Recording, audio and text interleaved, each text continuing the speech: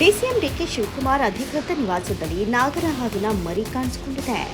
ಉಪಮುಖ್ಯಮಂತ್ರಿ ಡಿಕೆ ಶಿವಕುಮಾರ್ ಅವರ ಅಧಿಕೃತ ನಿವಾಸದಲ್ಲಿ ಶನಿವಾರ ಮಧ್ಯಾಹ್ನ ನಾಗರ ಹಾವಿನ ಮರಿ ಪತ್ತೆಯಾಗಿದೆ. ಸುಮಾರು 1.5 ಅಡಿ ಉದ್ದದ ಹಾವಿನ ಮರಿಯನ್ನ ಕಂಡು ಗಾಬರಿಗೊಂಡಿದ್ದಾರೆ ಸಿಬ್ಬಂದಿಗಳು. ಕೂಡಲೇ ವನ್ಯಜೀವಿ ತಜ್ಞ ಪ್ರಸನ್ನಕುಮಾರ್ ಅವರಿಗೆ ಮಾಹಿತಿ ನೀಡಿದ್ದು, ಇನ್ನು ಕೂಡಲೇ ಸ್ಥಳಕ್ಕಾಗಮಿಸಿದ ಅವರು ಅದನ್ನು ರಕ್ಷಣೆ ಮಾಡಿದ್ದಾರೆ. ಈ ವೇಳೆ ಡಿಕೆ ಶಿವಕುಮಾರ್ ಅವರು ನಿವಾಸದಲ್ಲಿ ಇರಲಿಲ್ಲ ಎನ್ನುವಂತ ಮಾಹಿತಿ ಗೊತ್ತಾಗಿದ್ದು, ಅದೃಷ್ಟವಶಾತ್ ಯಾರಿಗೂ ಯಾವುದೇ ರೀತಿಯ ಪ್ರಾಣಹಾನಿ ಸಂಭವಿಸಿಲ್ಲ.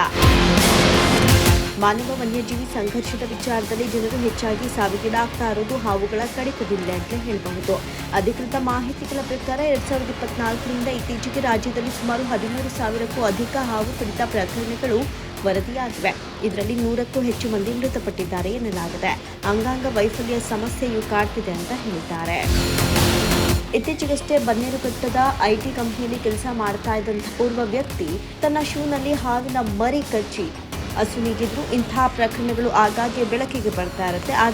ಆದರೆ ಇದೀಗ ಡಿಕೆ ಶಿವಕುಮಾರ್ ಅವರ ನಿವಾಸದಲ್ಲೇ ಹಾವಿನ ಮರಿ ಪತ್ತೆಯಾಗಿರುವುದು ಆತಂಕಕ್ಕೆ ಕಾರಣವಾಗಿದೆ. ನಿರಂತರ ಸುದ್ದಿ ಮತ್ತು ಮನರಂಜನೆಗಾಗಿ ನೋಡ್ತಾರೆ ಆರ್ಕೆ ಟಾಕ್ಸ್ ಡಿಜಿಟಲ್ ನ್ಯೂಸ್.